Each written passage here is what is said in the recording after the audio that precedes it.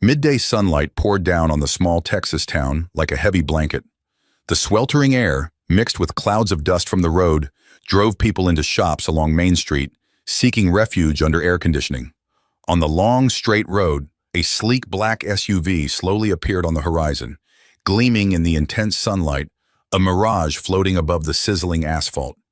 Inside his patrol car, Officer Mark Spencer slouched against his seat, slowly sipping from a plastic cup of lukewarm coffee. It was a day so quiet it bordered on boring. No accidents, no incidents to handle. Spencer watched the sparse traffic pass by, his mind drifting with dreary thoughts about life and work, a lingering sense of injustice. He thought of how people like him always worked tirelessly with no one paying any real attention. A sudden beep from the radar pulled him out of his thoughts.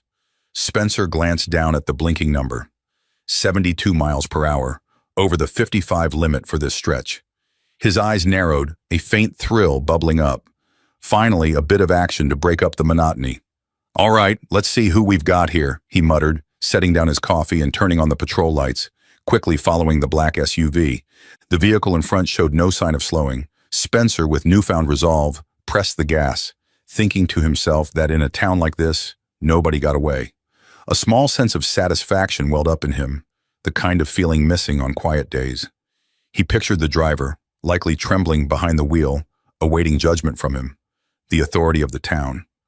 Eventually, the black SUV pulled over. Spencer hit the brakes hard, got out, and following habit, adjusted his belt and hat with firm resolve. The black SUV sat there, quiet and still, as if daring him. The door opened, and a tall, silver-haired man in a dark, well-fitted suit stepped out. His poised stance and calm demeanor instantly commanded respect. But Spencer, driven by his own biases, ignored this. "Let's see who he thinks he is," Spencer muttered to himself, his gaze clouded with suspicion. He approached the man slowly, each step hinting at a simmering contempt. "License and registration, please," Spencer demanded, his tone cold and deep, not bothering to meet the man's gaze. It was a well-rehearsed routine: ask for papers, write a ticket, and move on. He expected some excuse, maybe even a plea for leniency. The man handed over his paperwork with a steady hand and a calm expression. But as Spencer scanned the ID, he froze. George Harrison? General George Harrison? He could hardly believe it. The name was familiar. A former general, a celebrated national hero who had served the country for decades and was now retired. But instead of respect, Spencer felt another surge of emotion: anger. To him, George Harrison was just another wealthy and powerful man. People like Harrison, the successful ones, the influential, Spencer thought, always seemed to consider themselves above the law. With a stern look, he looked up and spoke harshly. "Do you realize you were speeding?" George Harrison nodded, his expression unchanging. "Yes, I'm aware I was going over the speed limit," he replied calmly, his voice steady with the tone of a man who had weathered many storms. But this calmness only irritated Spencer more. Thoughts raced through his mind. He's so calm. Does he think he can just brush off the law that easily? And that's when things began to spiral out of control. Spencer felt a strange urge to make sure that this man, Harrison, learned a memorable lesson today. Looking at the dark suit and dignified stance of the man before him, Spencer felt his frustration mounting. In Spencer's mind, Harrison was no ordinary citizen, but a symbol of everything he despised: power, status, and the quiet confidence of someone successful, especially since Harrison belonged to a minority group. He felt as if people like Harrison always thought that rules didn't apply to them as they did to everyone else. Spencer snatched the paperwork from Harrison's hand without looking him in the eye, his cold gaze glancing over the license, then pausing at the name. George Harrison, General George Harrison. A hostile glint appeared in Spencer's eyes. He knew that name well, a famous former general, lauded as a national hero by many. However, instead of respect, Spencer felt an overwhelming resentment toward everything Harrison represented. Harrison remained calm, saying nothing more, though his sharp, experienced eyes seemed to see right through Spencer's facade. That look felt like a silent fire, further igniting Spencer's anger. He believed Harrison's composure and confidence reflected an attitude of disdain for the law and for Spencer himself, a patrolling officer with authority here. Spencer thought bitterly, "He's so calm. Who does he think he is to believe he can stand above the law like that?" Maintaining his stern expression, Spencer sneered, "Do you know you were speeding?" His tone was rigid, intentionally exerting pressure as if he expected an apology, or at least some sign of remorse. But Harrison merely nodded with quiet conviction. "Yes, I admit it. I know I broke the law and am ready to face the consequences." Harrison's honest admission, instead of calming Spencer, only stoked his anger. To Spencer, that calmness didn't signify acceptance, but subtle arrogance. Does he think he can just escape consequences because of his reputation? This thought drove Spencer into a private but powerful fury, like an ember under ash, waiting to be stoked. Unable to contain his anger, Spencer took a step forward, his cold gaze sizing up Harrison, then issued a harsh command. "Put your hands on the car." His voice was steely, with no hint of leniency, leaving no room for negotiation. That command wasn't just a standard request, but Spencer's way of asserting that he was the authority here. This wasn't a regular traffic violation anymore. It was a moment for Spencer to prove himself, to vent the frustrations that had been building up for so long. In response to the rigid order, Harrison hesitated for a moment, his eyes narrowing as if assessing the situation. But then, with a resigned sigh, he nodded and placed his hands on the hood, complying with Spencer's order, as though understanding there was no point in arguing with a cop clouded by prejudice and anger. Yet Harrison's willingness to comply didn't satisfy Spencer. It made him even angrier. A part of Spencer felt as if Harrison's calmness was somehow a challenge, a confidence born from a man who had faced countless dangerous situations and still managed to remain calm. In Spencer's mind, Harrison was no longer an ordinary traffic violator, but a person who needed to be subdued, to be taught that no one was above the law. He stepped forward with a stern face, saying nothing as he grabbed Harrison's arm, twisting it down and holding it firmly. He didn't give Harrison a chance to speak or resist, using strength to lock his wrist without warning. For Spencer, this was a moment to assert his authority, to show that no one, not even a former general, could disregard him. Harrison didn't resist. His expression remained unchanged as Spencer tightened his grip. However, Harrison's eyes stayed cold, as if penetrating Spencer's core, stirring a sense of unease Spencer didn't want to acknowledge. But rather than stopping, Spencer felt compelled to push things further. This time, he won't use his reputation or status to escape, he thought to himself, tightening his grip. He saw in Harrison's eyes a disconcerting calm, a steady confidence that felt like a slap in the face, making him all the more uncomfortable. Did he really think he stood above the law, that Spencer didn't have the right to treat him like any other violator? This was Spencer's moment to assert his power, to vent the frustrations and discontent that had accumulated over time. But he didn't realize that his actions were leading to serious consequences he hadn't foreseen. Blinded by anger, Spencer pushed further past the boundaries of a police officer. He looked at Harrison with cold, challenging eyes, his lips curling into a sneer, as if he had complete control. Harrison's patience and calm only deepened his irritation. To Spencer, it was the arrogance of a man who believed he didn't have to obey the same rules as everyone else. Spencer suddenly commanded, his voice cutting through the tense silence. "So, do you have anything to say now? We'll be searching your car. I'm sure there's something in there worth finding." Harrison turned back to look at Spencer, his eyes showing no fear or resentment, only a deep calm. In a steady voice, he replied, "Officer, I'm simply trying to cooperate. If you want to search my car, I won't resist, but I hope you understand that I have nothing to hide." Harrison's calm response caught Spencer off guard. He expected fear, a plea for mercy, but Harrison's calmness and openness only made him feel even more insulted. Spencer's biases surged, pushing him to the brink of irrationality. To him, the man before him was no longer a respected former general, but a criminal who needed to be subdued. Spencer moved closer, gripping Harrison's arm tightly as he spoke louder, as if to completely dominate the man before him.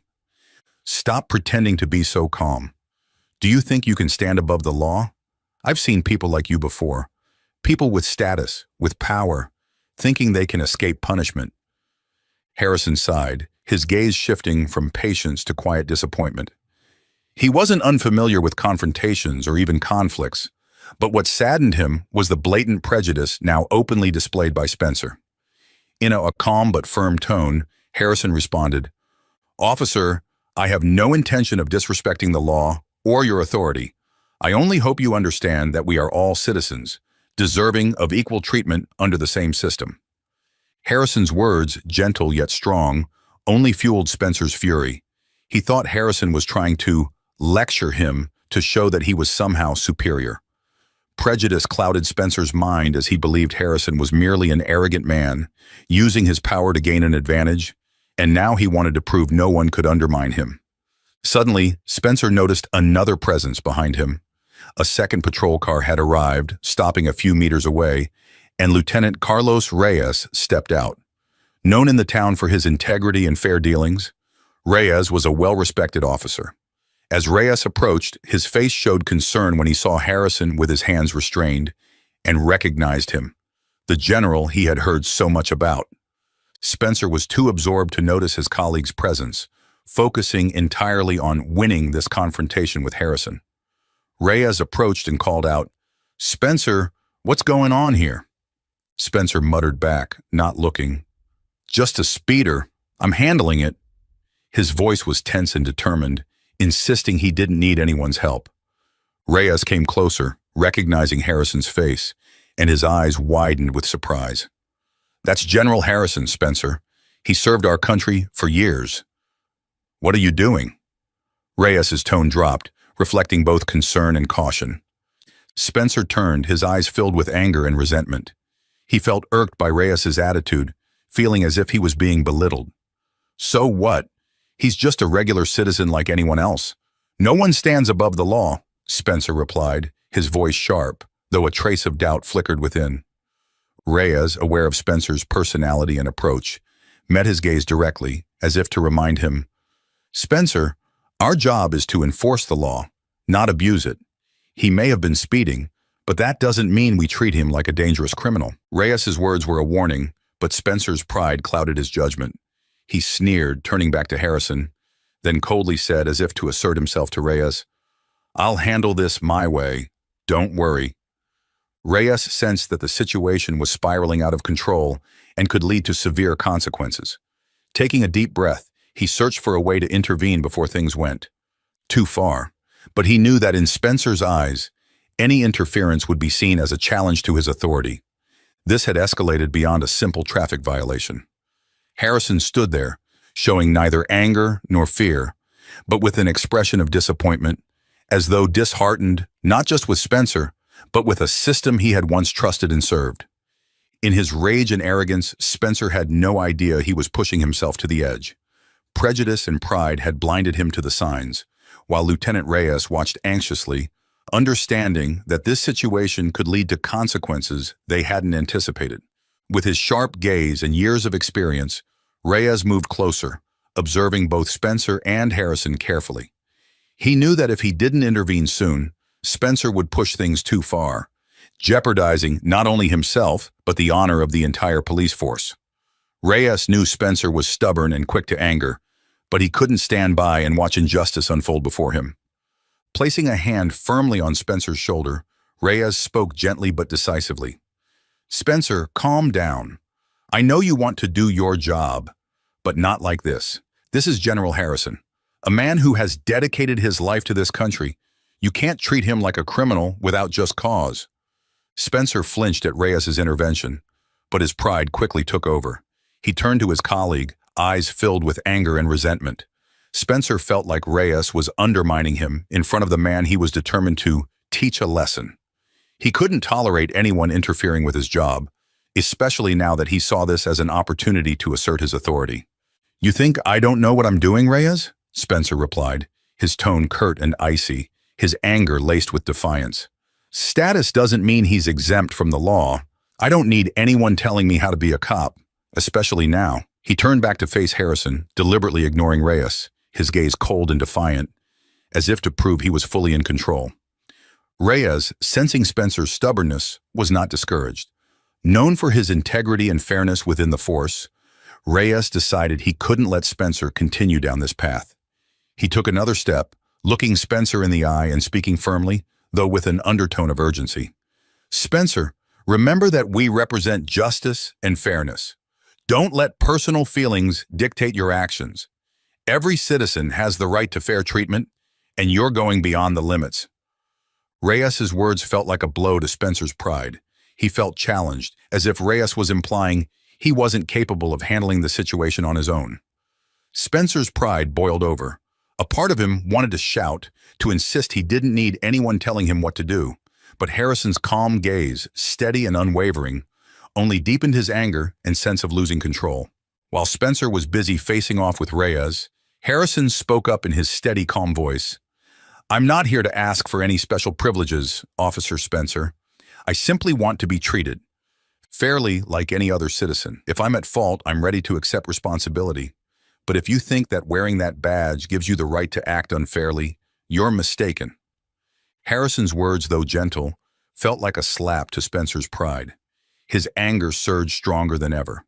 He moved closer to Harrison, his eyes blazing, his voice cold with a challenging edge. "Who do you think you are, standing here lecturing me about fairness and justice? Do you think your status will protect you from following the law?" Reyes, standing beside them, recognized the danger brewing. He couldn't let Spencer continue escalating things. Reyes decided to step in more assertively, no longer hesitating. He met Spencer's gaze, his voice calm yet firm. "Spencer, stop! Can't you see you're going beyond your duty? This isn't just about a speeding ticket. If you keep pushing this, you'll be responsible for whatever consequences follow." Though Spencer heard Reyes's warning, he was too proud to admit he had gone too far. He glared at Reyes with hostility. He felt as if the whole world was turning against him.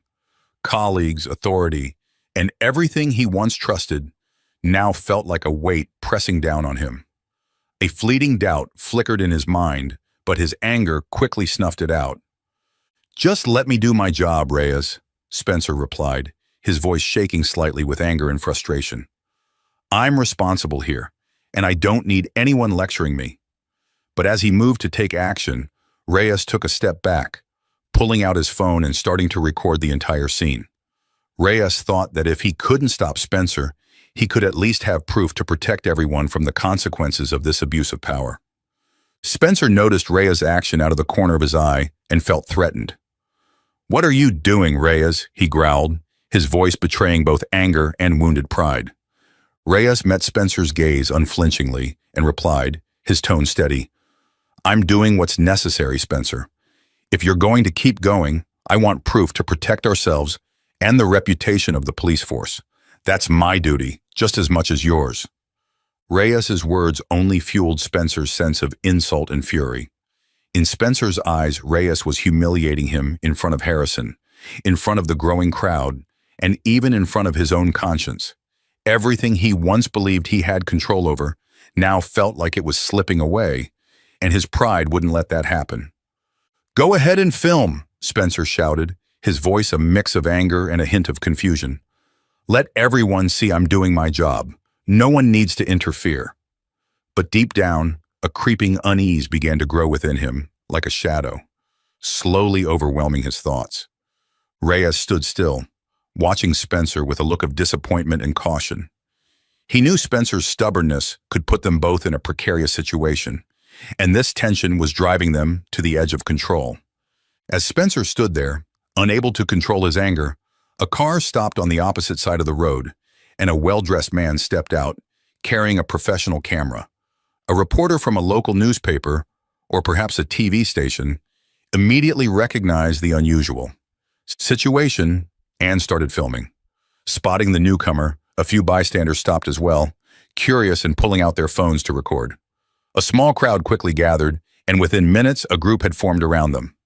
Spencer noticed the growing crowd, their curious stares and cameras aimed at him, like a spotlight exposing his every flaw. His heart pounded, not from fear, but from a surging anger, a feeling that his authority was being directly threatened in front of the public. In that moment, he felt cornered, exposed like a criminal rather than an officer enforcing the law. Spencer turned to Reyes, shouting, his voice a mixture of frustration and panic.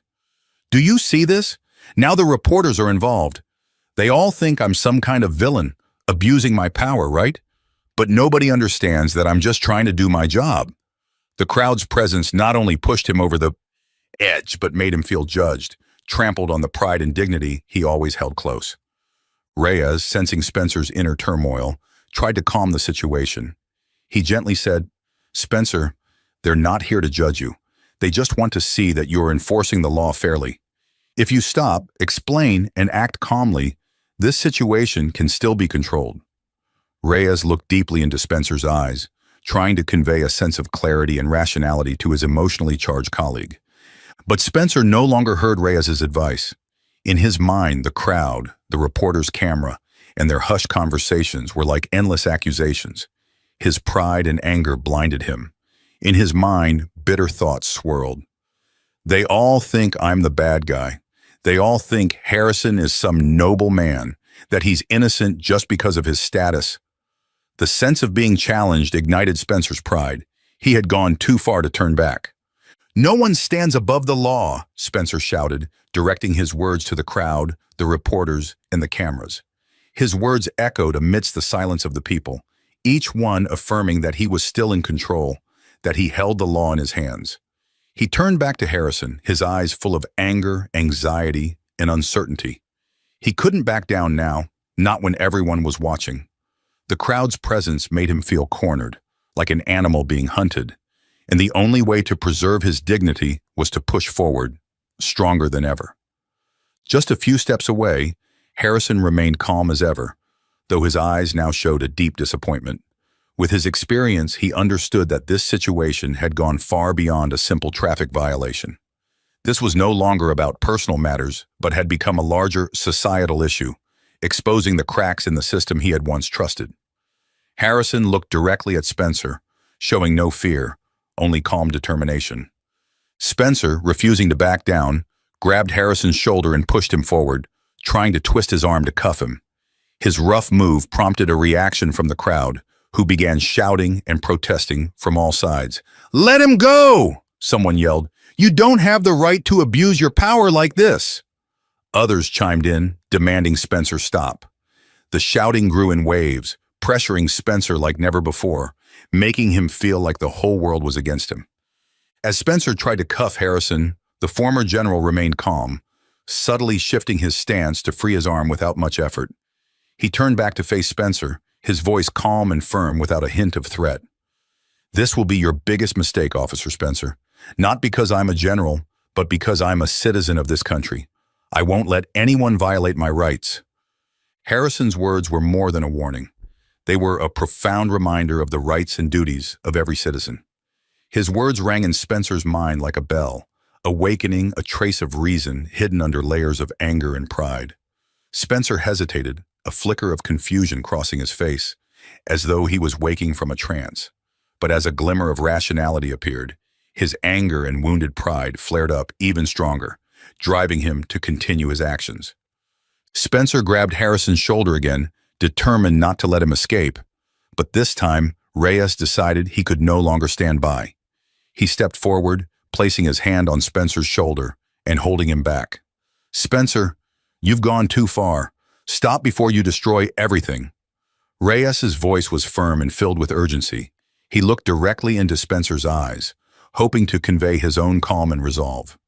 Spencer pulled away from Reyes, his eyes full of hatred and anger. "You think you can stop me? I'm the one in charge here, and I don't need anyone holding me back." His voice trembled with rage, but a hint of unease was impossible to hide. Spencer knew he had gone too far, but he couldn't turn back, couldn't bear to lose face with everyone watching, eyes filled with judgment. Reyes understood that he couldn't persuade Spencer with words anymore. In a decisive move, he took out his phone, turned on the camera, and started filming everything. Reyes knew that this might infuriate Spencer, but he had no other choice. He needed to protect himself and have evidence to preserve the integrity of the entire police force. Across the street, the reporter kept his camera rolling, capturing every moment of Spencer's actions. The atmosphere around them was tense, every word and gesture ready to explode into serious consequences. Another police car arrived from the station, its lights flashing, drawing even more attention from the crowd. Another officer stepped out, staring in shock at the scene unfolding before him. People continued filming, commenting, and whispering. Spencer felt like the whole world was turning against him, like he was trapped among an invisible jury. Now, Spencer wasn't just confronting a simple traffic violator. He was locked in a painful internal struggle. In front of the public, the crowd, and his colleagues, he was losing himself in pride and the blindness of wounded ego. He knew that with a single step back, everything could return to normal, but his pride wouldn't let him accept defeat. To him, Harrison was no longer just a man, but the embodiment of everything he couldn't bear: power, status, and the calm confidence he would never possess. Spencer glared at Harrison with resentment, as if the man before him was the cause of his internal collapse. But at that moment, Harrison only sighed, his gaze steady despite Spencer's fury, revealing instead a profound sadness and disappointment. Harrison knew he couldn't change Spencer's obstinance, but he also couldn't simply stand by and accept this treatment. With a calm yet resolute voice, Harrison spoke, each word cutting through the tense atmosphere. "Officer Spencer, if you believe that power allows you to trample others, then you have misunderstood the meaning of the uniform you wear." Harrison's words were not merely a reminder. They were a wake-up call, aimed not only at Spencer, but at the crowd witnessing this intense confrontation. Spencer froze, Harrison's words hitting straight at his pride. His body stiffened, fists clenched in tension, but a flicker of uncertainty emerged within him. Had he gone too far? Was his authority exceeding its limits? But as soon as that thought surfaced, Spencer quickly brushed it aside, pride surging once more. "I'm enforcing the law, and you have no right to lecture me," Spencer growled, his eyes flashing with a mix of challenge and anger. "Do you even know who you're speaking to? Do you think that because you're a general, because you're a decorated man, you have the right to threaten me?" Harrison furrowed his brow, his voice remaining calm but firm. "I'm not threatening you, officer. I'm simply defending my rights, and I won't allow anyone to trample them, regardless of their rank. Your position doesn't give you the right to abuse it and damage someone's honor." The crowd around them seemed to hold their breath, watching every word, every movement between these two opposing men. Some began to murmur, with a few even showing support for Harrison. The public's reaction did not go unnoticed by Spencer, only fueling his anger. Inside, he felt stifled, a mix of pride, resentment, and indignation over what he perceived as Harrison's privileges. Reyes, standing nearby, watched with increasing concern. He could clearly see that Spencer's anger and pride had completely taken over, putting him in a dangerous position. Reyes knew that if Spencer didn't stop, the consequences would be dire. He decided to speak directly, hoping his words could bring Spencer back to reason. "Spencer, listen to me," Reyes said, his voice firm, trying to cut through the anger gripping his colleague. "You're losing control and taking this too far. Harrison isn't your enemy, and if you continue, you'll only destroy your career. Stop before things become irreversible." Spencer looked at Reyes with a furious glare, but for a brief moment the warning from his colleague left a trace of doubt. Had he really gone too far? But just as the thought emerged, Spencer's pride suppressed it, and he turned back to Harrison, his voice still filled with stubborn defiance and hatred. "You think you can teach me how to do my job?" Spencer sneered. "You won't get away with this, not this time." But Harrison only looked at Spencer with deep disappointment, and in his eyes there was no longer any struggle, just an unshakable determination. He didn't need to argue any further. He had said everything that needed to be said. Harrison's calm and confident demeanor felt like a slap to Spencer's anger, making him even more infuriated. Just as the tension reached its peak, someone in the crowd suddenly shouted, "Let him go! Stop abusing your power!" The statement sparked a fire, rallying the people around. Several voices rose in unison, demanding that Spencer release Harrison. Feeling judged and turned on by the public only fueled Spencer's rage, making him feel like a failure standing before a mocking crowd. But Harrison didn't change his demeanor. He looked at Spencer with a calm and cold gaze, saying, "I hope that one day you'll understand that the responsibility of law enforcement is not to abuse power, but to protect people. If you don't understand that, then your uniform means nothing." Harrison's words struck deep at the core of Spencer's career, making him feel unsettled, if only for a fleeting moment. His heart clenched as a vague sense of fear washed over him. Yet once again, pride and anger snuffed it out. Reyes, still beside him, sighed, seeing that Spencer had no intention of backing down. He knew that Spencer's career and honor were hanging by a thread, and if no one stopped him, it would all collapse. Reyes gripped his phone, continuing to record everything, hoping that, at the very least, he could protect Harrison and preserve the truth. Now, with the presence of the crowd, reporters, and even Reyes, his colleague who had tried to warn him, Spencer seemed completely consumed by his lack of control. Each word, each act of defiance from Harrison felt like a blade cutting into his pride. At this point, he saw no reason to back down. Though deep down, Spencer knew he had crossed a line, he couldn't find a reason to retreat. He clenched his fists, trying to maintain a hard, proud stare, as the murmurs and judging eyes from the crowd burned into his pride. Hatred, confusion, and fear of losing control surrounded him, but his pride and arrogance refused to let him admit defeat. However, a quiet sense of loss crept in, signaling that everything had slipped beyond his grasp, a harsh truth he didn't want to accept. Recognizing Spencer's stubbornness, Reyes stepped forward, once again placing a hand on his colleague's shoulder, trying to stop him with a final calm plea. "Spencer, you can't keep going like this. This is no longer just our work. The crowd, the reporters, everyone is watching your every move. If you don't stop, this is where your career and honor end." Spencer looked at Reyes, his eyes holding a mix of anger and faint worry. The patience and compassion in Reyes's words made him hesitate. For a brief instant, he realized that he could stop here, that he could salvage everything if he let go and admitted his mistake. But as soon as that moment of doubt surfaced, his pride took over, and he responded, his voice, trembling with anger and fear. "You think I'll just let him go without consequences? I'm the one in charge here." Reyes remained undeterred, continuing to look Spencer straight in the eye, as if reminding him that his colleague had crossed far beyond the duties of a policeman. "No one has the right to exceed the boundaries of the law, Spencer. You're going too far. Everyone is watching, and what they see isn't a policeman upholding justice. Think about that, about what true justice is." Reyes had no choice but to stand on the side of justice, as he believed, even if it meant pushing Spencer into an irreversible position. In the precarious balance between reason and pride, Harrison's voice broke the silence, calm yet powerful. "Officer Spencer, I will not resist. But if you believe that power allows you to step beyond the law to crush others, then you've misunderstood the uniform you wear." Harrison's words struck right at the boiling pride within Spencer. His statement was not just aimed at Spencer, but seemed a reminder of the purpose and sacred duty Spencer had once held dear. Spencer froze, feeling a faint twinge of fear flash through his heart. He realized he was on the edge, where one wrong step could make everything he once believed in crumble. Yet once again, pride and anger bound his reason. "I'm doing my duty, General Harrison," Spencer replied, his voice shaky from the mix of worry and rage. "I don't need anyone to lecture me about that, least of all from you." Harrison looked straight into Spencer's eyes, unwavering.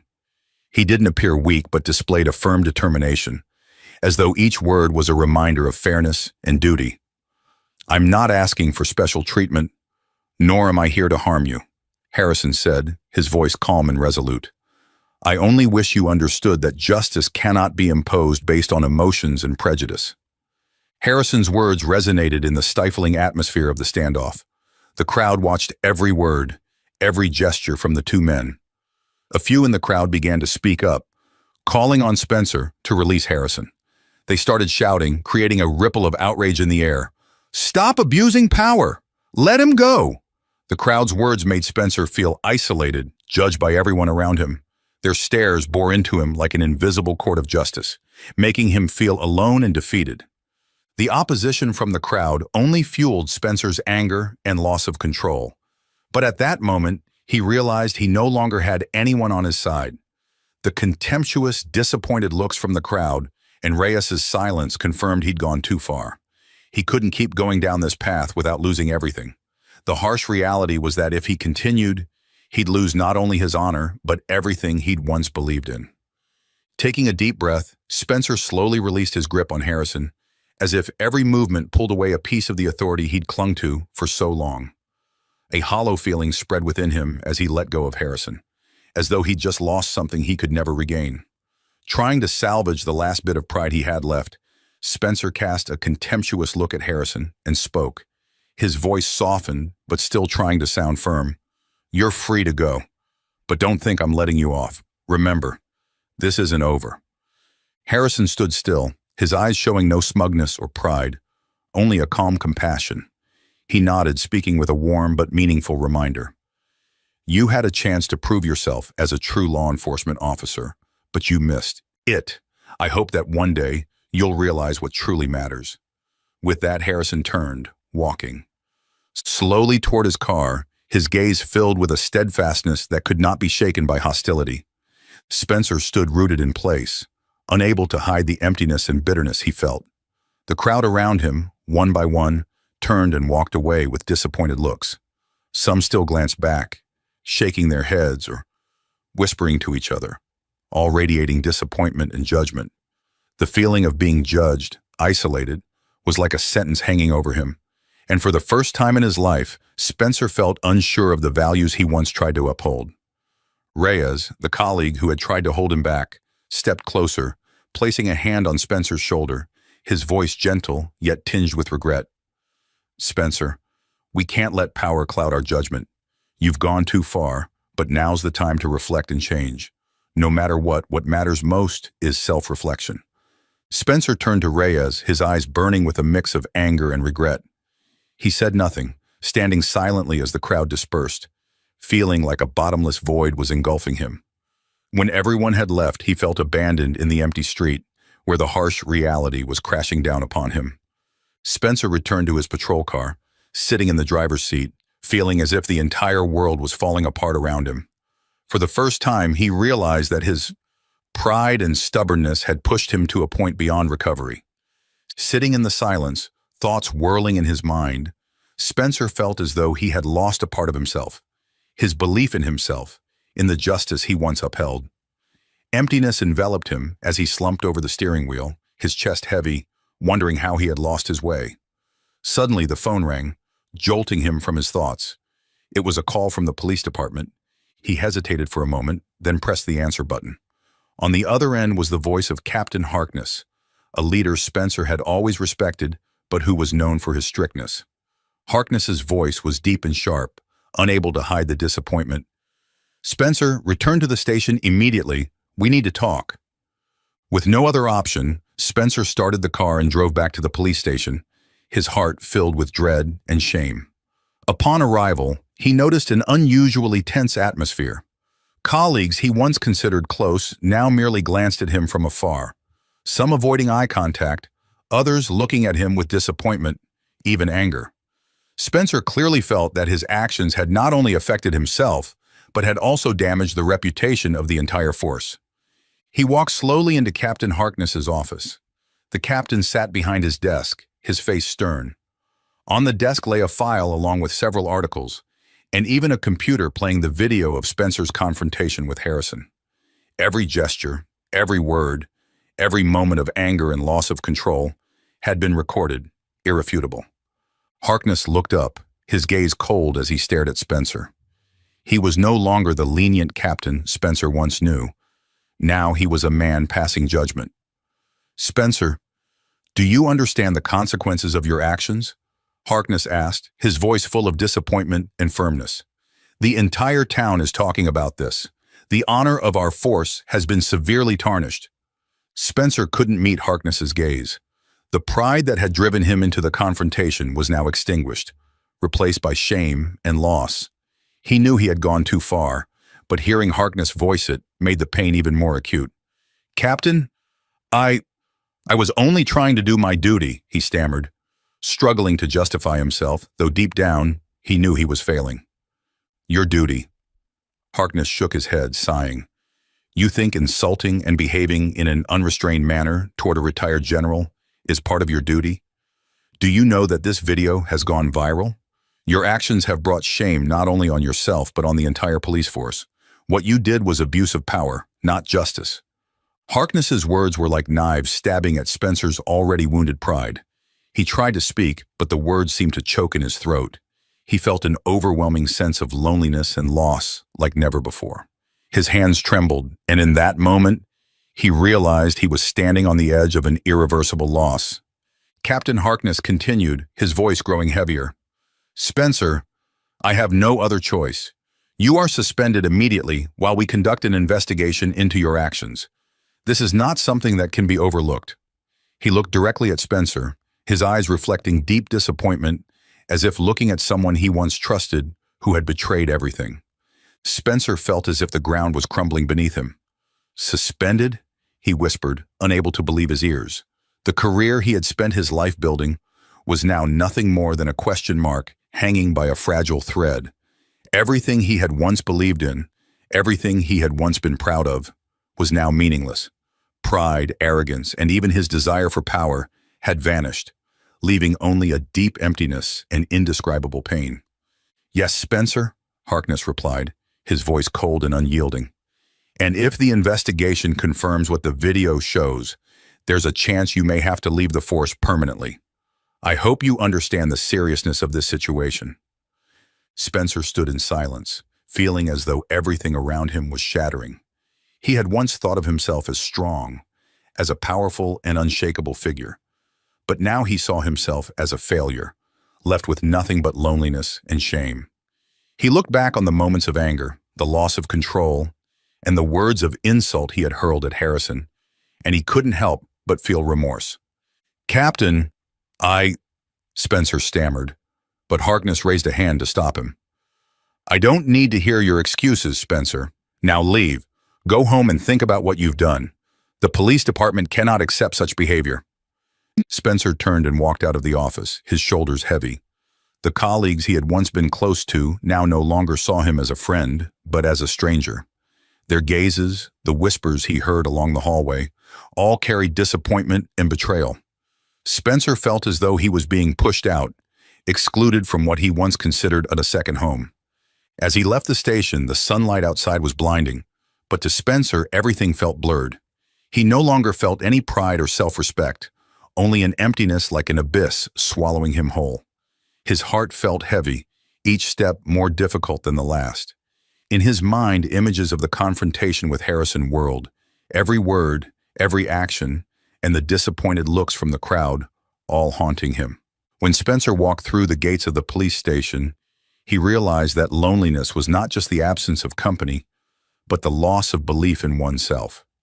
Each step drove home the reality that he had lost everything, his honor, his career, and even his pride. Now, with a suspension order and judgmental eyes behind him, Spencer knew that the road ahead held no room for redemption. When he got home, he sat down in the quiet room, the silence draping over all the turmoil in his heart. Spencer looked around his empty house, feeling as though his life was also becoming emptier by the second. Everything he had once been proud of was now just shattered memories. The following days passed in confusion, and he couldn't avoid the fact that a full investigation was awaiting him. As expected, just a few days later, an official FBI investigation began. Early that morning, Spencer heard a loud knock on his door. Opening it, he saw two men in dark suits, their faces stern and expressionless. One of them held up an FBI badge, his voice calm yet severe. Mr. Spencer, we need to talk to you about the recent incident with General Harrison. Spencer hesitated, but he knew he had no choice. He invited them in, feeling as if each of their steps was heavy, as though they carried an invisible sentence. They sat opposite him in the living room, and the air in the room felt thick with pressure. The agent's eyes were cold and unwavering, as though they already knew what Spencer would say. One of the agents spoke, his voice dry and precise without a hint of emotion. Mr. Spencer, we want to understand why you behaved as you did in the incident with General Harrison. From what we saw in the video, your behavior shows signs of abuse of power and is unacceptable. Spencer lowered his head, feeling as though any justification was meaningless under their scrutinizing gaze. After a few seconds of hesitation, he responded, his voice filled with regret and weakness. I was just trying to do my duty. He was speeding, and I thought he believed he could get away with anything, just because he was a general. The second agent wasted no time, immediately asking, his voice sharp as a knife, so you think that's a valid reason to use unnecessary force? to abuse your authority in that situation? General Harrison was not aggressive, and the video shows he cooperated fully. What drove you to take things so far? The agent's cold questioning made Spencer feel cornered. He tried to find the words, but realized that even he didn't have a satisfactory answer. The mixed emotions of anger, arrogance, and fear of losing control had pushed him into a spiral he now couldn't escape. He sighed, his voice heavy. I thought he was too confident, as if he looked down on me. I done?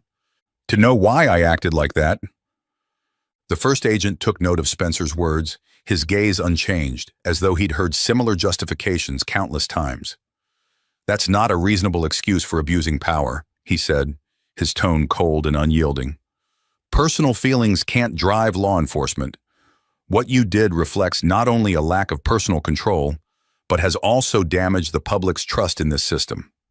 Spencer lowered his head in silence, unable to refute it. He knew the agent's words were true, and his actions had harmed not only his own honor, but that of the entire force. His blind pride and emotional outburst had turned him into a completely different person, someone he no longer recognized. The interrogation lasted for hours, each question probing deeper into Spencer's motivations and emotions on that day. They asked him to detail every action, every decision, and each moment where he crossed the line.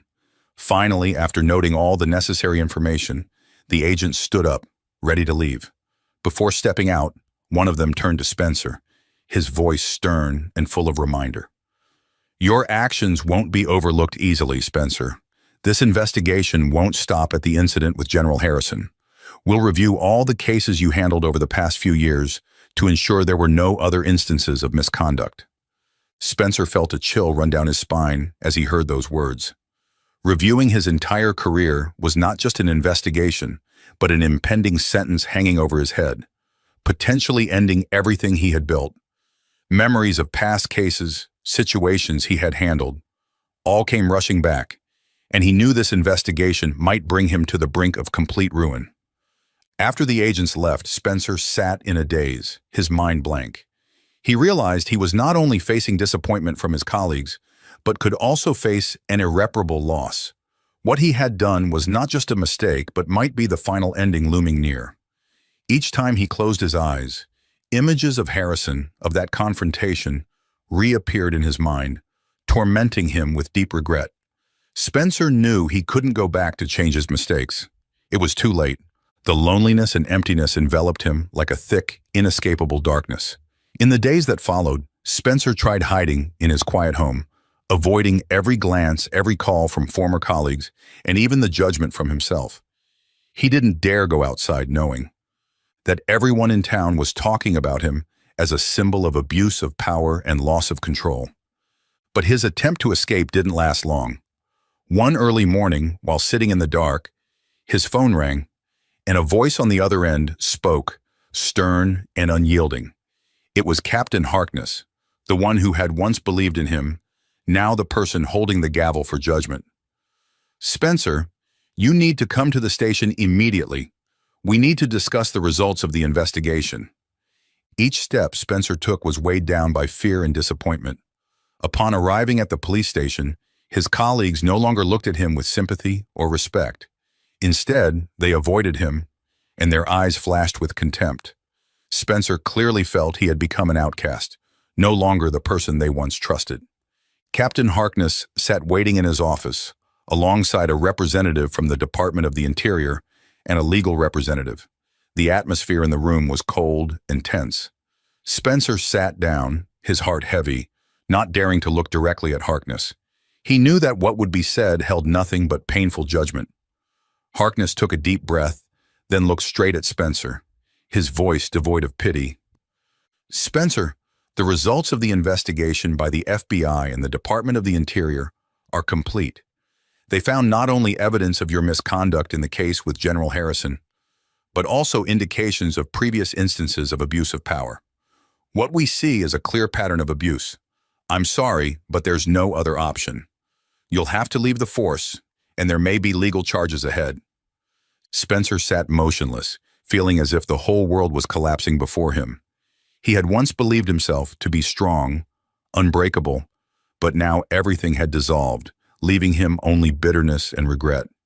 He wanted to protest, to say that things had spiraled out of control, but he knew he had no defense left. Everything was clear, and the price to pay was too high. I'm sorry, Spencer stammered, his voice weak and choked with emotion. But that apology meant nothing in that room. Harkness stood, his gaze cold but filled with disappointment. You not only damaged the honor of the force, but also hurt the community's trust in those they've entrusted to protect and enforce justice. You'll be held accountable for everything you've done. Finally, Harkness pointed to the door, indicating that Spencer should leave the office and the police station he once considered his second home. Spencer stood, his legs shaky, and walked out with a vacant look in his eyes. Everything in the station seemed unfamiliar, cold, with no trace of belonging. The colleagues who had once stood by his side now only looked at him with distant, contemptuous eyes. Spencer left the police station, stumbling on the familiar street, but feeling as though he was walking through a strange city. People on the street stared at him, some pointing, others whispering to each other, and he could feel the contemptuous eyes from all sides. He had become the talk of the town, a symbol of abuse of power and failure. Each step grew heavier, every whisper like a knife stabbing into his shattered pride. At home, Spencer sat dazed, staring blankly into space. He realized that everything he once had, his career, his pride, his honor, was now just ashes. The video of his confrontation with General Harrison had spread everywhere, becoming a symbol of abuse and injustice.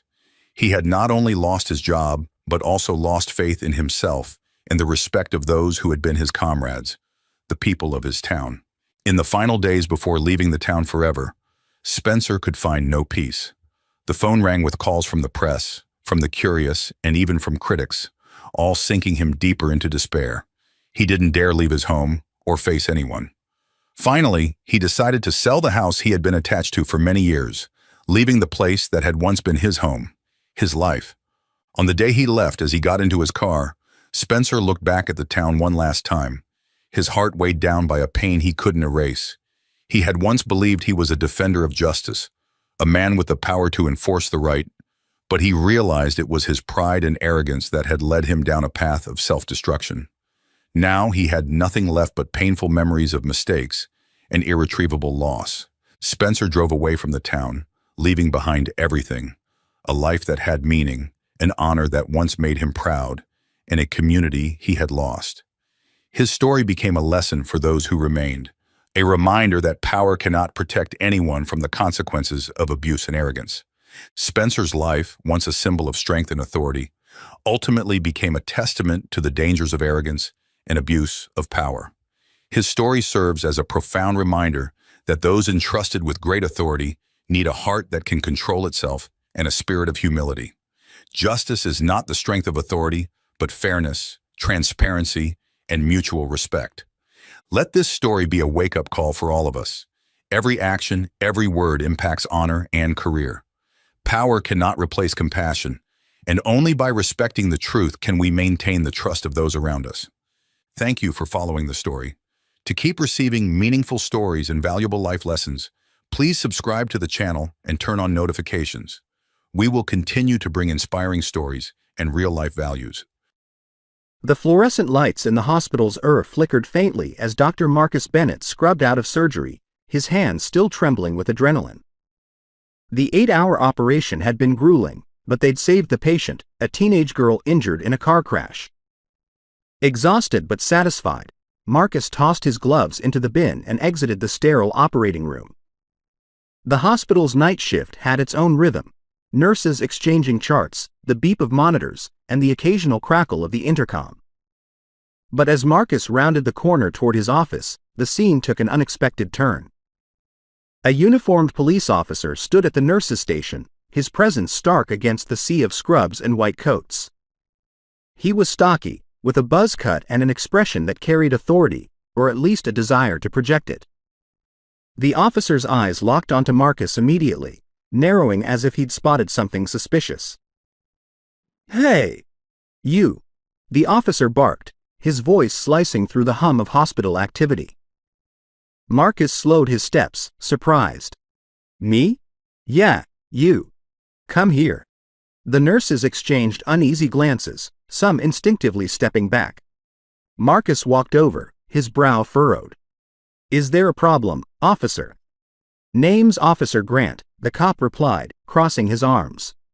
I got a report about someone acting suspicious around here. Turns out the description matches you. Marcus blinked, his mind racing to connect the dots. Suspicious? I'm a doctor here. I just finished surgery. He gestured toward his scrubs, his hospital badge still clipped to his chest. Uh-huh, Grant said, his tone heavy with doubt. Mind showing me some ID? And maybe explain what you're really doing here this late at night? The air around them seemed to tighten as a few nurses stopped what they were doing to watch. Marcus felt a mix of emotions, confusion, frustration, and a simmering anger he kept carefully in check. This is my hospital ID, Marcus said calmly, pointing to the badge on his chest. I've been a trauma surgeon here for 5 years. If you need verification, I suggest you speak to the chief of staff. Grant didn't budge. You think I'm just going to take your word for it? You people are good at making things look legit. Marcus's jaw tightened at the phrase, you people. He glanced around, noting the discomfort on the faces of the hospital staff, and realized the officer's attitude wasn't just directed at him, it was making everyone uneasy. Instead of reacting, Marcus took a deep breath. This wasn't the time to get angry. It was time to stay sharp. Dr. Marcus Bennett stood his ground, his calm demeanor masking the storm of emotions building inside him. The fluorescent lights above cast harsh shadows across Officer Grant's face, emphasizing the man's scowl. Around them, the air buzzed with the quiet chaos of late-night hospital activity. Patients were being wheeled in, nurses tended to charts, and yet a tense silence hovered over the corner of the room where this confrontation was unfolding. Marcus carefully removed his hospital badge and held it out for Grant to inspect. Here. My full name and title. If you're still concerned, you can verify this with hospital administration. Grant snatched the badge, his gaze flickering between Marcus and the card. Dr. Marcus Bennett, he read aloud, the skepticism thick in his voice. Trauma surgeon, huh? That's correct, Marcus replied evenly. Funny, Grant said, tossing the badge back to Marcus with a sneer. You don't look like any surgeon I've ever seen. The room seemed to freeze. Marcus caught the badge midair, his fingers tightening around it. He glanced around at the other staff, some of whom were black, like him, their faces reflecting a mixture of anger and discomfort. A nurse at the desk, a young white woman named Ellie, opened her mouth as if to intervene but thought better of it. Marcus took another deep breath, keeping his composure. He wasn't about to let Grant drag him into an emotional confrontation. Instead, he decided to flip the script. Officer Grant, Marcus began, his tone professional but firm, I understand your job is to investigate suspicious activity. So why don't we clarify a few things right now? What exactly is the complaint against me? Grant raised an eyebrow, clearly not expecting the question. I got a call about someone sneaking around where they shouldn't be. A tall black man, wearing dark clothes. You fit the description. Marcus glanced down at his green scrubs, then back at Grant. Dark clothes, you say? He replied, his voice laced with just a hint of irony. Interesting. These are standard surgical scrubs, the same ones all our surgeons wear. Are you suggesting that I'm sneaking around in plain sight in my own hospital? Grant's expression faltered for a split second before hardening again. Look, I don't know what kind of operation you're running here, but... Marcus held up a hand, cutting him off, not rudely, but with the commanding presence of someone who was used to making life or death decisions under pressure. I don't think you understand the gravity of what you're saying. This isn't just my workplace, it's my responsibility. Right now, you're wasting my time and, more importantly, risking the lives of patients who need me. So, I'm going to ask you again. What exactly do you think I'm guilty of? Grant opened his mouth to reply, but before he could speak, a voice interrupted. Is there a problem here? Everyone turned to see Dr. Susan Harper, the hospital's chief of staff, striding toward them. Her no-nonsense demeanor and impeccable suit commanded instant respect. Behind her trailed another figure, a quiet but imposing man in a suit with a hospital badge pinned to his lapel. Marcus allowed himself the smallest flicker of satisfaction. This conversation was about to take a very interesting turn. Dr. Susan Harper's heels clicked sharply against the linoleum floor as she approached, her steely gaze locked on Officer Grant.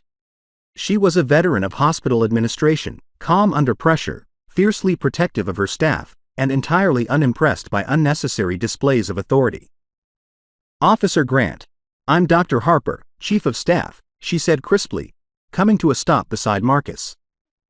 She gave him a reassuring glance before turning back to Grant. "What seems to be the issue?" Grant shifted his weight, his confidence faltering slightly under her scrutiny.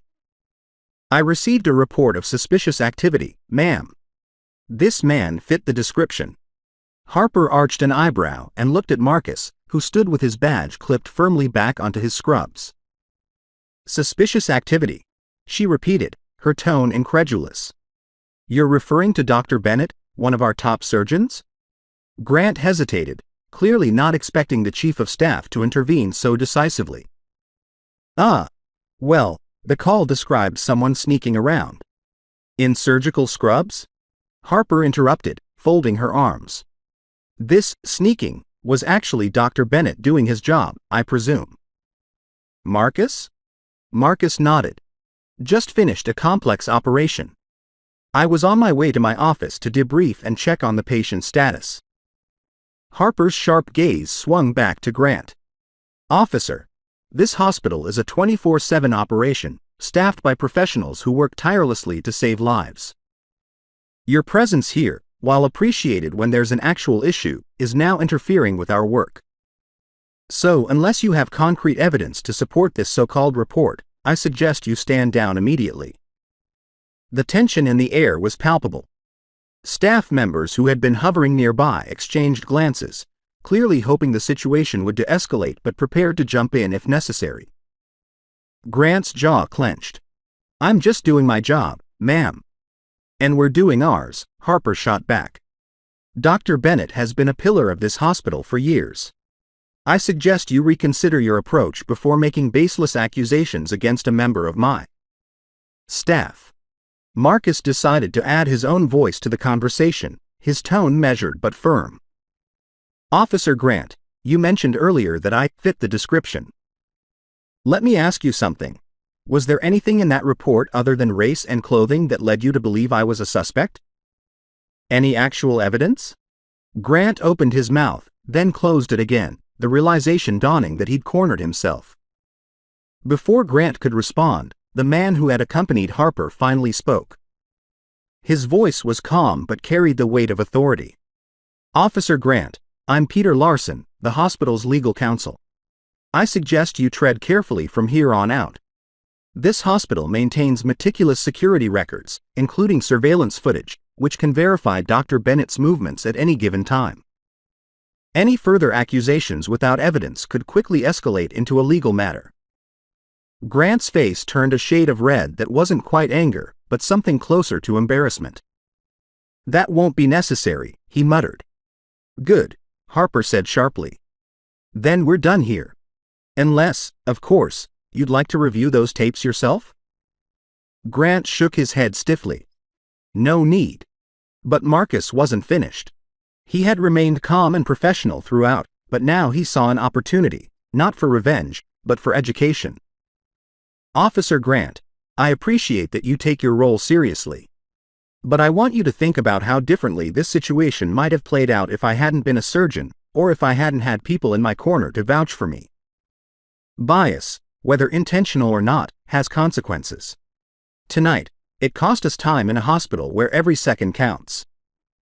Grant's expression shifted, a flicker of discomfort crossing his face. Marcus didn't push further. He had said enough. Harper turned to the gathered staff. "Back to work, everyone. Dr. Bennett, thank you for your patience. Let's get that debrief done." Marcus nodded, his shoulders finally relaxing as the crowd dispersed. But as he followed Harper to her office, he couldn't shake the feeling that this wasn't over just yet. Marcus followed Dr. Harper into her office, the quiet click of the door sealing them off from the chaos of the ER. The office was a reflection of Harper's personality, neat, efficient, and no nonsense. She gestured for him to sit while she settled behind her desk, her sharp eyes studying him carefully. "You handled that well, Marcus," she said finally, her voice calm but tinged with concern. "Thank you," he replied, his tone measured. "Though I'd rather not have had to handle it at all." Harper nodded. "Understandable. Officer Grant's behavior was completely out of line. I'll be filing a formal complaint with the precinct first thing tomorrow." Marcus appreciated the gesture, but he wasn't sure that would solve the deeper issue. "Susan," he said, leaning forward slightly, "this isn't the first time I've faced something like this. And it won't be the last. Filing a complaint might deal with Grant, but it won't address the bigger problem." Harper sighed, her shoulders sagging slightly. "You're right. These moments, these assumptions, they're insidious and they're exhausting. But you shouldn't have to carry the burden of fixing them alone." Marcus gave her a small, tired smile. "I know I'm not alone. But tonight's incident wasn't just about me. Did you notice the way the younger nurses looked during that exchange? The unease? The fear? It's not just about me standing up for myself. It's about showing them that we don't have to accept this as normal." Harper nodded slowly, her respect for Marcus deepening. "So, what do you propose?" Marcus leaned back, his mind racing. He had already resolved not to let this be just another frustrating memory. There had to be a way to turn the incident into a learning moment, not just for the hospital staff, but for Officer Grant as well. "I'd like to invite Officer Grant to shadow me for a shift," Marcus said. After a moment, Harper's eyebrows shot up. "Shadow you?" "Yes. I want him to see what I do. To understand what it takes to make decisions under pressure, to save lives, and to work with people from every background imaginable. Maybe if he spends time in my shoes, figuratively, of course, he'll walk away with a little more understanding." Harper considered this, a flicker of admiration in her eyes. "It's unconventional, but it might just work. You're taking a risk, though. He might not be open to it." "Maybe not," Marcus admitted. "But if there's even a chance to break through that bias, I think it's worth trying." Harper nodded, her lips curving into a small smile. "I'll make the arrangements." And Marcus, "Yes. Thank you. For your strength. For your patience. And for being exactly the kind of leader this hospital needs." Marcus inclined his head, but his thoughts were already elsewhere. If Officer Grant accepted the invitation, the next shift might be one of the most important ones of Marcus's career. Back in the Officer Grant lingered near the exit, talking into his radio. He glanced up briefly as Marcus walked by, his expression unreadable. Marcus returned the look with a calm, steady gaze. Tomorrow, they would face each other again, but this time, on Marcus's terms. The next evening, Marcus stood in the hospital lobby, waiting. He had just finished prepping for his overnight shift, a stretch of hours notorious for bringing in the most unpredictable cases. The ER was already buzzing, patients filing in with everything from minor injuries to life-threatening emergencies. He glanced at the clock. Officer Grant was late.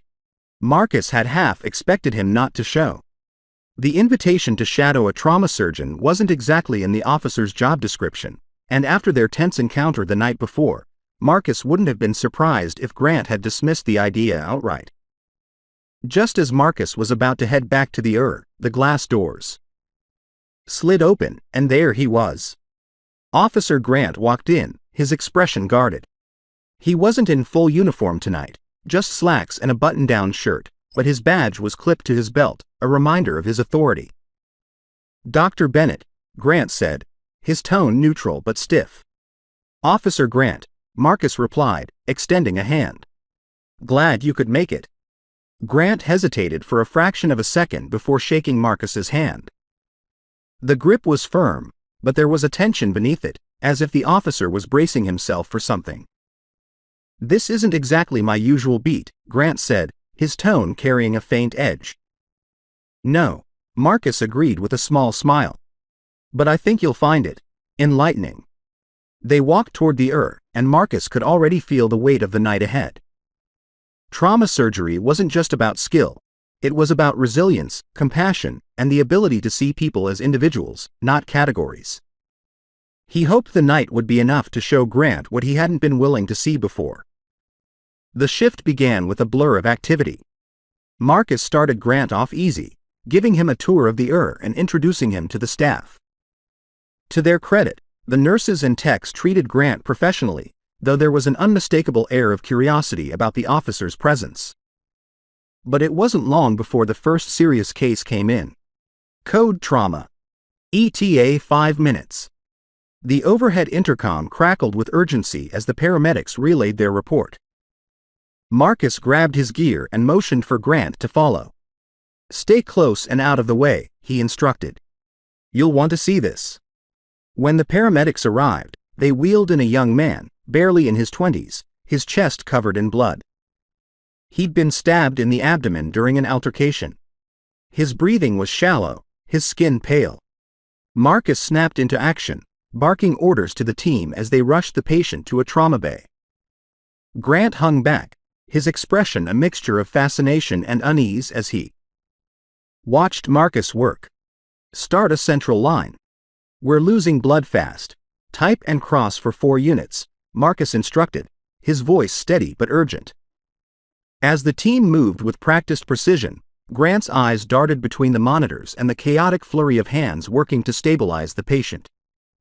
For the first time, Marcus saw the cracks in the officer's facade, the realization that lives were being balanced on a razor's edge, and there was no room for hesitation or prejudice. Over the next hour, Marcus led the team through a high-stakes surgery to repair the damage. The room was silent except for the rhythmic beeping of monitors and Marcus's clear, confident commands.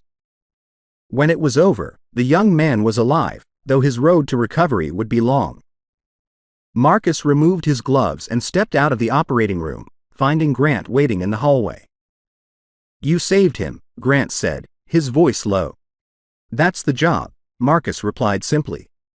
But Grant didn't look convinced. His expression was conflicted, as if grappling with something he couldn't quite articulate. "I've never seen anything like that before," he admitted after a pause. Marcus nodded. "And that's just the beginning of the night." The next few hours unfolded in a whirlwind of crises, each one testing the limits of human endurance. Marcus and his team handled gunshot wounds, a heart attack, and even a child who had been in a serious bike accident. Through it all, Officer Grant stayed close, his initial skepticism giving way to a quiet attentiveness. At first, Marcus had doubted whether Grant would take anything meaningful away from the experience. The officer remained silent for most of the night, his arms often crossed as he observed from the edge of the trauma bays. But as the cases piled up, Marcus began to notice subtle changes in the man's demeanor. It was during a particularly heart-wrenching case that Grant's stoicism cracked. A middle-aged woman was rushed in after a severe car accident, her husband trailing behind in tears. She had suffered multiple fractures and internal bleeding, her condition critical. Marcus immediately took charge, leading the team in a coordinated effort to stabilize her. Grant stood by the door, watching as the husband pleaded with Marcus. "Please, save her. She's all I have." Marcus placed a reassuring hand on the man's shoulder. "We're doing everything we can. I promise." The hours dragged on as Marcus and his team worked tirelessly. Grant watched as Marcus maneuvered through the chaos with precision and empathy, offering not just medical care but comfort to the distraught husband. Finally, after what felt like an eternity, Marcus emerged from the operating room. He approached the husband with a soft smile. "She's stable. She'll need time to recover, but she's going to make it." The man broke down in gratitude, thanking Marcus repeatedly. The scene was emotional, and for the first time, Grant's usually hardened expression softened. As the husband left to see his wife in recovery, Grant cleared his throat, his voice uncharacteristically quiet. How do you do it?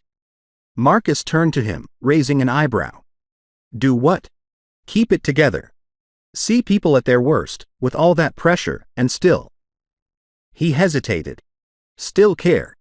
Marcus folded his arms, leaning slightly against the wall. It's not easy. Some days, it feels impossible. But the way I see it, every patient is someone's family. Someone's loved one. It's my job to remember that, no matter what. Grant looked down, his face contemplative. I never thought about it like that. Marcus studied the officer for a moment, sensing the shift. He decided it was time to address the elephant in the room. Grant, Marcus said gently, yesterday, you looked at me and saw a suspect before you saw a doctor. Tonight, you've seen me save lives, comfort families, and work with a team that trusts me completely. So let me ask you, what do you see now? Grant's head shot up, and for a moment, he seemed at a loss for words. His eyes darted away, but when he looked back, something in his expression had changed. I see someone better than me, he said quietly. Marcus shook his head. Not better. Just different. But the difference is in how we choose to see each other. That's what matters. The words hung in the air, heavy but full of possibility. Marcus wasn't sure what impact they would have on Grant in the long term, but in that moment, he could see the man wrestling with the implications of everything he'd witnessed. The shift wasn't over yet, and Marcus knew there would be more challenges ahead before the night was through. But for the first time, he felt that Grant was beginning to see not just the work he did, but the person he was. The hospital was quieting down as the night pushed into its later hours, but the weariness in Marcus's body was offset by a sense of fulfillment. They'd saved lives, kept families together, and, perhaps most unexpectedly, opened a door of understanding with Officer Grant. The two men sat in the break room, Marcus sipping from a cup of lukewarm coffee while Grant leaned back in his chair, staring at the ceiling as if deep in thought. The hum of the vending machine filled the silence, neither rushing to speak but both aware of the significance of the night. Finally, Grant broke the silence. You're right. About how I looked at you yesterday. Marcus glanced at him, curious but letting him continue. I didn't come here tonight expecting much. I figured it'd be some PR stunt to make me feel guilty or whatever. But, he hesitated, rubbing the back of his neck. I was wrong. Marcus set his cup down, giving Grant his full attention. What changed your mind? Grant chuckled, though there was no humor in it. Watching you work. Watching your team. It's not just about the skill, though that's impressive as hell. It's the way you treat people. The way you talk to them, no matter how broken or scared they are. I've never thought about people like that, as people, when things get messy. The admission surprised Marcus. It wasn't often he saw such honesty, especially from someone like Grant. I appreciate you saying that, Marcus replied carefully. Acknowledging the problem is the first step to fixing it. But it's not just about me or tonight. It's about how you carry this forward. Grant nodded slowly, his gaze fixed on the table. I get that. But you have to understand. The world I come from, the things I've seen, they shape you. You start seeing threats instead of people because you think it's the only way to survive. Marcus leaned forward, his voice calm but firm. I get it, Grant. We all have biases. But here's the thing, our jobs, yours and mine, are about protecting people. And we can't do that if we let those biases dictate our actions. One assumption, one snap judgment, can cost someone their life. You've seen that tonight. Grant exhaled deeply, running a hand over his face. I never thought I'd have to confront that in myself. I guess I figured I was one of the good guys. Good intentions aren't enough, Marcus said. It takes effort, accountability, and sometimes, learning the hard way. Grant fell silent again, his jaw working as if he were biting back an argument, or maybe a memory. Finally, he looked up at Marcus. You're a better man than me, Dr. Bennett.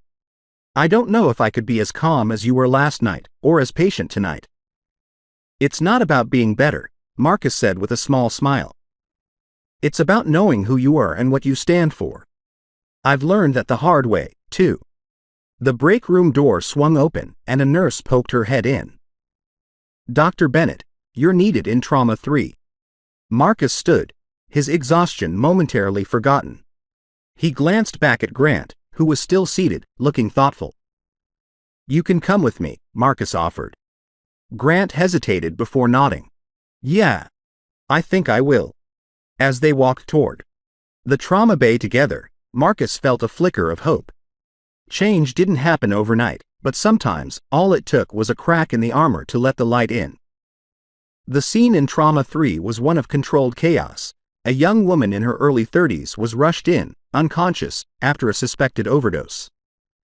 Monitors beeped erratically as the team worked quickly to stabilize her. Marcus stepped into the room, his presence immediately commanding attention. What do we have? The nurse rattled off the details. Possible opioid overdose. Naloxone administered in the field, but her breathing is still irregular. BP's low. Pupils are pinprick. Marcus nodded, already moving to assess the situation. Get another dose of naloxone ready. Start a saline drip and prep for intubation if her O2 doesn't improve. Grant stood frozen just outside the doorway, watching as Marcus moved with practiced ease. This wasn't just medicine. It was leadership, empathy, and expertise wrapped into one. Marcus glanced over his shoulder at Grant. Officer, come in. You're going to want to see this. Grant stepped forward hesitantly, careful to stay out of the way. The woman's face was pale, her chest rising and falling unevenly as the team worked around her. Her breathing stabilizing, a nurse called out. Marcus nodded, leaning over to check her vitals. Good. Let's keep her on a monitor. We'll need to run a full tox screen to rule out other substances. He turned to Grant. This is what happens when the system fails people. Overdoses like this are preventable, but only if we treat addiction as a health issue, not a criminal one. Grant's brow furrowed, and he glanced at the woman on the gurney. She looks so young. Like someone who should have her whole life ahead of her. She does, Marcus replied firmly. And now she has a chance to fight for it. But only because someone acted quickly, without judgment, to save her. Grant leaned against the wall, absorbing Marcus's words. You think I judged her? Marcus didn't answer immediately, instead turning back to the patient to adjust her IV. When he finally spoke, his tone was measured. I don't know. Did you? Grant looked down, his jaw tightening. Maybe I would have. A few days ago, I probably would have thought she brought it on herself. And now? Marcus pressed gently. Grant exhaled slowly. Now I'm starting to see what you mean. People aren't just their worst moments. There's more to the story. Marcus nodded, giving Grant a brief but approving look. Exactly. And the more you understand that, the better you'll be at your job, and the better person you'll be for it. The team finished stabilizing the patient, and the tension in the room eased. Marcus stepped out into the hallway with Grant, who looked more reflective than ever. That's what this job is about, Marcus said as they walked. It's not just medicine or law enforcement. It's about being human. It's about seeing the humanity in others, even when it's hard. Grant stopped, turning to face Marcus. You've given me a lot to think about tonight. I hope so, Marcus replied. Because thinking is only the start. What matters is what you do next. As they continued down the hall, the ER's hum of activity seemed almost peaceful. Marcus had spent years learning how to carry the weight of his role, and tonight, he felt some of that weight shift. He wasn't sure what changes would come from this encounter, but for the first time, he sensed that Officer Grant was truly listening. The final hours of the shift brought a steady stream of minor cases, sprained ankles, fevers, and the occasional stitches. It was a welcome reprieve from the earlier intensity, though Marcus's mind was still buzzing with the events of the night. Officer Grant remained by his side, quieter now but not detached. He helped where he could, holding a hand steady for a frightened patient getting sutures, fetching supplies for the nurses, and even offering a reassuring word to a child scared of getting an X-ray. At one point, Marcus caught Grant watching him as he explained a discharge plan to an elderly woman. "It's important you follow up with your primary care doctor," Marcus said gently. "And if you feel any discomfort, come back immediately." "Thank you, doctor," the woman said, gripping his hand tightly. "You've been so kind." Marcus smiled. "It's my pleasure, ma'am. Take care of yourself." As the woman left, Grant leaned against the counter, arms crossed but his expression softer than it had been all night. "You make it look easy," he said. Marcus chuckled. "It's not. But it's worth it." Grant was about to respond when a commotion broke out near the entrance. A man stormed into the shouting loudly and angrily. He was clearly intoxicated, his words slurred but his tone aggressive. The nurses looked uneasy, and the security guard was already moving toward him. "Not tonight," Marcus muttered under his breath. Grant stepped forward instinctively, his training kicking in. "I'll handle it," he said firmly. Marcus watched as Grant approached the man, his body language calm but authoritative. "Sir, this is a hospital," Grant said, his voice steady. "You need to lower your voice and tell me what's going on." Marcus watched as Grant approached the man, his body language calm but authoritative. "Sir, this is a hospital," Grant said, his voice steady. "You need to lower your voice and tell me what's going on." The man turned his anger on Grant, gesturing wildly and stumbling as he spoke. "They won't help me. I told them I need to see someone right now." Grant held up a hand. "We'll get you the help you need, but you've got to calm down first." "What's your emergency?" The man blinked, his rage faltering. "It's my arm. Hurts bad. I think it's broken."